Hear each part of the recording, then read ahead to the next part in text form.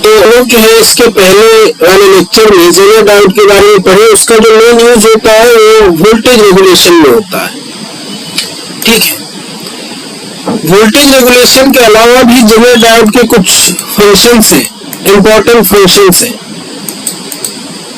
तो लोगों को जान लेना जरूरी है, भले ही वो सिलेबस में हो या ना हो, but you should know this things, क्योंकि ये अभी सिलेबस में नहीं है, आगे इसका यूज होता है। जब एक्सपेरिमेंट्स हम लोग करते हैं।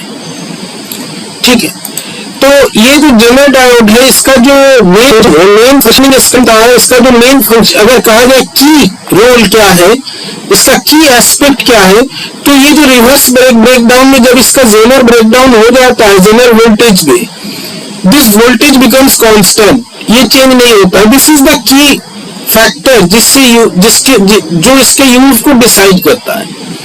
हम लोगों ने वोल्टेज रेगुलेटर में इसका यूज पढ़ लिया। इसका एक यूज जो होता है वो होता है वेव शेपिंग में। वेव शेपिंग का मतलब क्या होता है? वेव शेपिंग का मतलब है डिफरेंट टाइप्स फॉर्म्स को प्रैक्टिकली है, एक मैथमेटिकल टूल है जो कि फोरियर ट्रांसफॉर्म जिसको हम बोलते हैं, उससे होता है। प्रैक्टिकली ये वेव शेपिंग होता है by the use of diodes. कई तरह के सर्किट्स होते हैं, मल्टीमीटर टसला, उस सब जानेंगे उसके बारे में। वेव शेपिंग का मतलब अभी बीएससी पार्ट 1 के लिए हम तुम्हें बता दें। किसी ने हमसे कहा था एक ही तरह का कलर यूज करने के लिए, एक ही तरह का रंग, तो हम एक ही तरह के रंग से ही चलेंगे, लेकिन कहीं कहीं पर जो है चेंज करना पड़ता है थोड़ा सा समझाने के लिए। Suppose this is your AC, जो कि जनरली साइन वेव होता है, sine wave AC alternating current. इस साइन वेव को अगर हम कुछ इस प्रकार से दें, ये एक वेव फॉर्म है,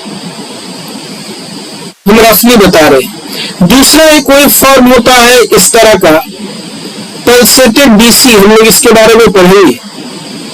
सॉरी, कुछ वेव फॉर्म जो है ट्रायंगुलर होते हैं इस प्रकार के, इसको सॉ टूथ बोलते हैं। तो ये जो डिफरेंट वेव फॉर्म्स है, डिफरेंट टाइप के जो शेप्स है, that can be obtained from A sinusoidal AC, इसी को हम वेव शेपिंग कहते हैं। Wave shaping means obtaining different forms or shapes of waves, जिसको हम वेव फॉर्म भी कहते हैं, फ्रॉम एसी, जो कि जनरली साइन वेव होता है। इस साइन वेव से हम अलग अलग वेव फॉर्म जनरेट करते हैं। तो इसमें बेसिकली होता क्या है कि अगर ये तुम्हारा एक, हम कलर चेंज कर रहे हैं एक बार, ये अगर तुम्हारा साइन वेव है, जैसे इसका इतना पोर्शन हमने कट कर दिया, कट करने पे तुमको क्या मिलेगा? कुछ इस प्रकार का मिलेगा, ये फ्लैट हो जाएगा। नीचे वाला अगर नहीं कट किया तो ये रहेगा वैसा ही, ये फिर फ्लैट हो गया, फिर ये फ्लैट हो गया। तो this is called wave shaping. इसमें जेनर डायोड का एक यूज होता है जिसको हम लोग बोलते हैं clipper. Zener diode as a peak clipper. Clipper मैंने समझते हो, नेल क्लिप होता है, नाखून काटने वाला। नाखून काटते हो तो कैसे काटते हो? ये तो जो बड़ा पोर्शन है उसको काट देते हैं। नाखून के समय पूरा नाखून खा के नहीं ले जाते, इसलिए उसको बोलते हैं, वो एक्स्ट्रा होता है। तो जरा एक यूज नेल क्लिपर है, सॉरी तो नेल क्लिपर नहीं, पीक क्लिपर है। हम यहाँ पे तुमको डायग्राम दे रहे हैं, ये डायग्राम तुमको बुक्स में मिल जाएगा, किसी भी बुक में मिल जाएगा। मेहता की बुक है, उसमें काफी सारे डायग्राम्स दिए गए हैं, तो उसी को यूज कर रहे हैं। तो ये सर्किट डायग्राम कुछ इस प्रकार का होता है। ठीक है, अब देखो ये जो इसको पीक क्लिपर बोलते हैं, तो ये जेनर डायोड का जो है बहुत ज्यादा यूज होता है वेव शेपिंग में। तो इसमें दो डायोड्स लगे हैं, D1 और D2, और जो कि बैक टू बैक जोड़े गए हैं, और इनपुट में जो है हमारा साइन वेव है। क्योंकि इसी से हम शेपिंग कर पाएंगे, डीसी में तो नहीं कर पाएंगे, डीसी तो कांस्टेंट होता है। This is the input sine wave, input sine wave. और यहाँ पे दो डायोड्स लगे हैं जो कि बैक टू बैक लगे हैं, इनका VZ 20 वोल्ट है, मैंने यहाँ पर ब्रेकडाउन हो जाता है, 20 वोल्ट पर जो है ये ब्रेकडाउन हो जाता है। ब्रेकडाउन में क्या होता है तुमको ध्यान रखना, उसके बाद वोल्टेज जो है चेंज नहीं होता है, करंट इंडिपेंडेंट ऑफ वोल्टेज बढ़ता रहता है। ये जो है, जो इनपुट साइन दिया गया है, इसकी पीक वैल्यू 25 वोल्ट है, ठीक है। टू डायोड्स, हम सर्किट के बारे में लिख देते हैं, चलो डायग्राम में यहाँ पे दे दें, this is the diagram. Two diodes have been used, each has a Zener breakdown voltage of 20 volts, मैंने 20 वोल्ट पे ये ब्रेकडाउन हो जाएगा। The input AC voltage has a maximum value of, मैंने ये जो पीक दोनों साइड में लेगा प्लस और माइनस में, ये 25 वोल्ट है। ध्यान दो ये जो है जेनर ब्रेकडाउन वोल्टेज से ज्यादा है, ठीक है। अब इसमें होता क्या है, मैकेनिज्म क्या होता है कि जेनर डायोड जो है जब ये फॉरवर्ड बायस होता है तब ये जो है शॉर्ट सर्किट की तरह होता है। शॉर्ट मतलब होता है बहुत कम रेजिस्टेंस, ठीक है। और ओपन सर्किट होता है जब वो रिवर्स में होता है, बिफोर ब्रेकडाउन। ब्रेकडाउन के पहले तक तुम कैरेक्टरिस्टिक को याद करो, तुम्हारा जो कैरेक्टरिस्टिक होता है जेनर डायोड का कैरेक्टरिस्टिक, क्योंकि यहाँ पे दिखाने में आसानी होगा इसलिए हम दो रंग यूज कर रहे हैं। यहाँ तक जो है करंट 0 होता है, इसके बाद बढ़ना शुरू होता है। तो जेनर डायोड की प्रॉपर्टी ये है कि before breakdown in the forward case, in the forward state का यहाँ पे मतलब क्या है, पहले इसको समझ लो। तुम्हारा AC ये है, इसका पॉजिटिव पीक जो है जब पहुंचेगा तुम्हारे जेनर डायोड पे, तुम्हारा जेनर डायोड कुछ मान लो इस तरह का है, ये इसका सिंबल होता है, ये प्लस होता है, ये माइनस होता है। जब ये पॉजिटिव यहां पर पहुंचेगा तब ये होगा forward state. The positive peak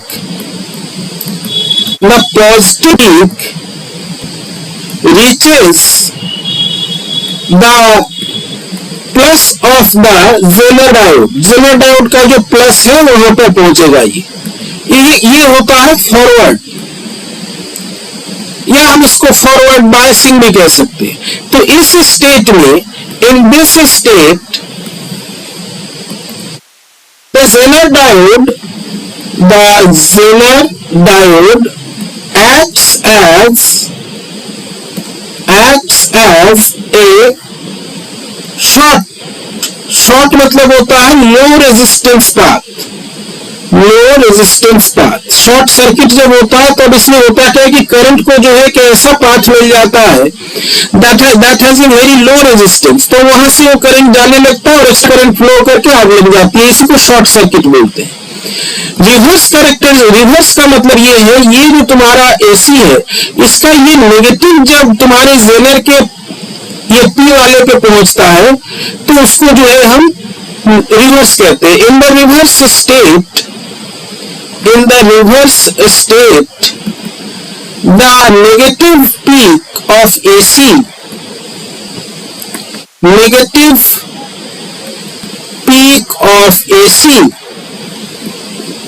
reaches the P of the Zener diode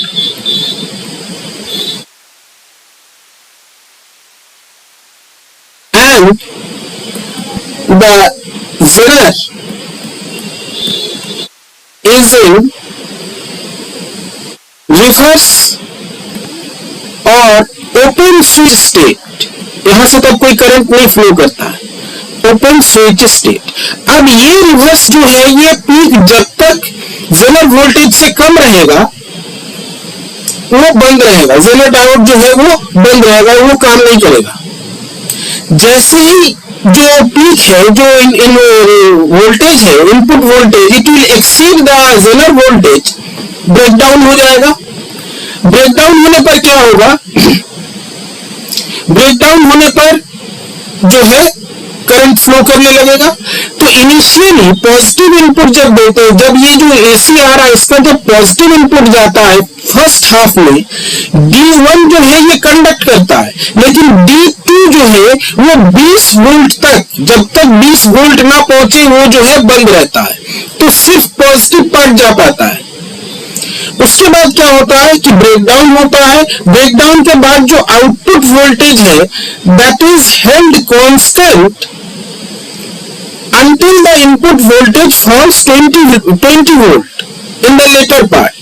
तो वहां पे क्या होता है, उसके बाद जो है D2 जब ब्रेकडाउन से बाहर आता है फिर जो है वो काम कर मैंने वो कंडक्ट करना बंद हो जाता है, और सारा का सारा जो इनपुट वोल्टेज है वो ड्रॉप हो जाता है। तो इस प्रकार से जो है एक डायोड एक बार में कंडक्ट करता है, एक बार बंद रहता है। एज वेल एज जो तुमको आउटपुट मिलता है दैट आउटपुट इज क्लिप्ड, ठीक है। सो ना इसमें वर्किंग कैसे होती है? So in the first half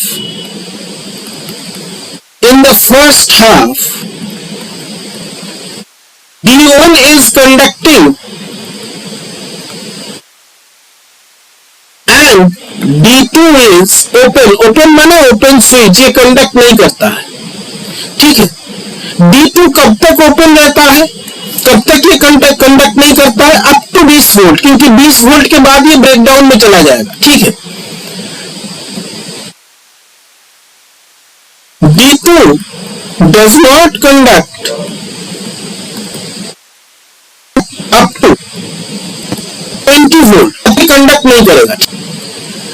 उसके बाद जो है आफ्टर 20 वोल्ट वो ब्रेकडाउन हो जाएगा, और ब्रेकडाउन होने पे क्या होगा कि आउटपुट वोल्टेज को वो कांस्टेंट कर देगा। इनिशियल वोल्टेज देखो 25 है, मैक्सिमम वो 25 जा सकता था, लेकिन आउटपुट जब ये दोनों से होकर के गुजरा, तुमको हम जो है डायग्राम यहाँ पे फिर दे देते हैं। पहले जो पीक यहाँ पे 25 था, अब वो पीक जो है वो 20 हो गया। This is how it is clipping the input signal. After breakdown, the output voltage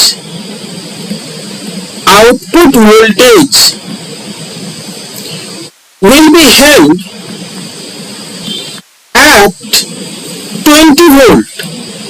So the peak is now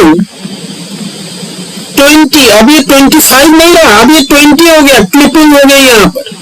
this is how it is forming the clipper circuit, peak clipper. Negative half में क्या होगा, जब ये negative peak पहुंचेगा तब D1 जो है ये कंडक्ट नहीं करेगा, D2 कंडक्ट करेगा। तो यही काम जो है तुम्हारा नेगेटिव हाफ में होगा। In the negative half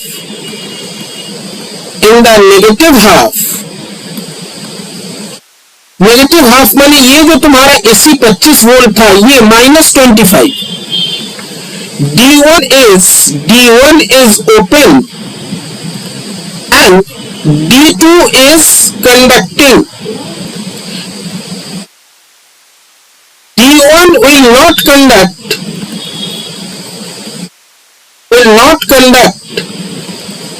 until 20 volt.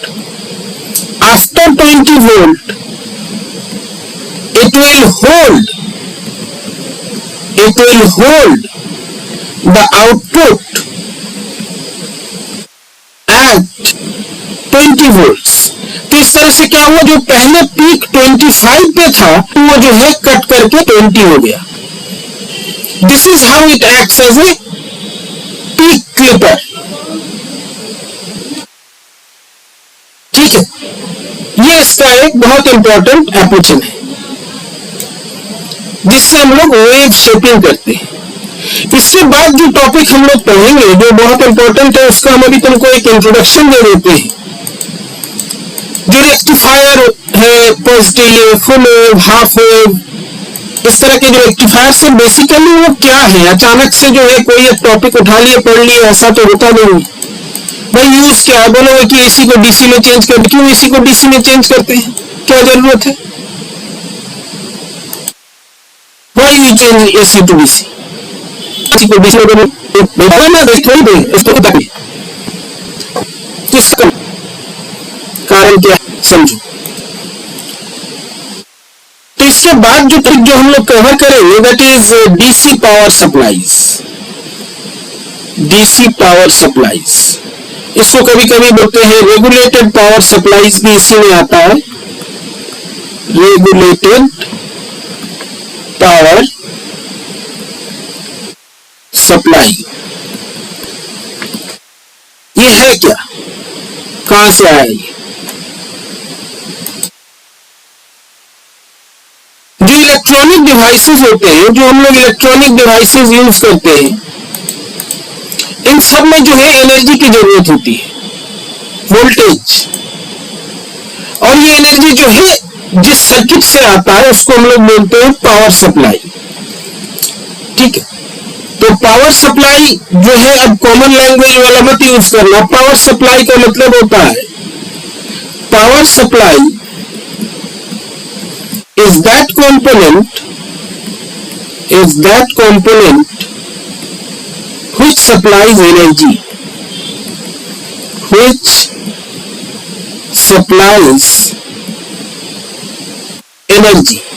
जो एनर्जी सप्लाई करता है इलेक्ट्रिकल सर्किट में। इसमें कोई फॉल्ट होगा तो इसमें फॉल्ट होने के कारण जो है सारा का सारा कंपोनेंट काम करना बंद कर देगा।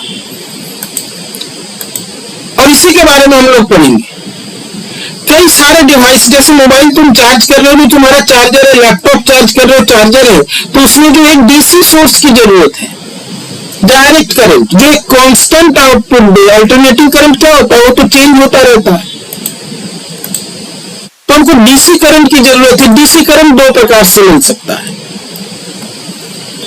Most of the devices require DC source, जिसमें एक आता है हमारा चार्जर। डीसी सोर्स जो है, एक तो होता है बैटरी, सेल या बैटरी, जो 1.5 वोल्ट का सेल आता है, या जो लेड एसिड बैटरी आता है, लेड एसिड बड़ा वाला इन्वर्टर का बैटरी।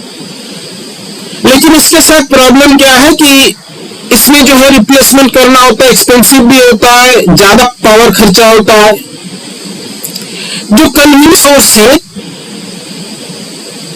वो सोर्स क्या करता है, जो हमारे घर में जो एसी सप्लाई होता है 220 वोल्ट का, उसमें आरएमएस क्या होता है वो भी हम लोग पढ़ेंगे, इसको जो है ये डीसी में चेंज करें। And that is done by a rectifier, that is done by a filter, that is done by a voltage regulator, that is more convenient. दूसरा जो डीसी सोर्स है, to convert एसी जो 220 volt आता है तो DC, और ये करता कौन है? ये करता है रेक्टिफायर, ये करता है फिल्टर, ये करता है regulator, voltage regulator circuit, constant voltage power supply. ये जो सारे कुछ चेंज डायरेक्ट, और ये इजिली बनाते हैं। ठीक है, एक सप्लाई होता है अनरेगुलेटेड पावर सप्लाई। अनरेगुलेटेड का मतलब है जहां पे डीसी वोल्टेज जो है वो लोड से चेंज हो जाता है। लोड मतलब होता है जो डिवाइस तुमने लगाया है। मान लो एक पंखा लगा दिया, एक बल्ब से, अब पंखा हटा करके तुम मोटर लगा दिए, तो तुम्हारा बैटरी जो है धप से डाउन हो जाएगा, खत्म हो जाएगा। तो अगर देखते कभी तो ओवरलोड दिखाने होता है, क्योंकि वहां पे डीसी से लगा हुआ ऑसिलेटर है। Unregulated supply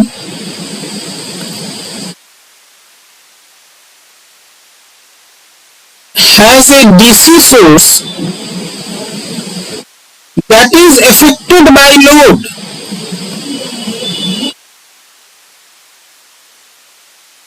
Affected by load. Load माने रेजिस्टेंस। एक छोटा सा बैटरी लिया, वो है मान लो तुम्हारा बल्ब जलाने के लिए। अब जगह तुम बड़ा सा रेगुलेटेड, जो रेगुलेटेड पावर सप्लाई होता है, इसमें जो टर्मिनल वोल्टेज है, मैंने जो आउटपुट पे जो वोल्टेज है, it remains constant.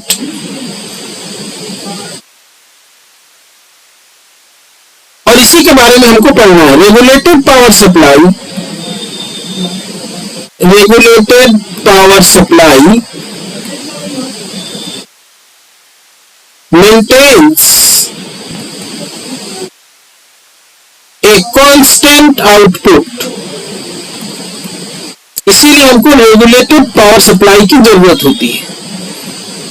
And this is in the section.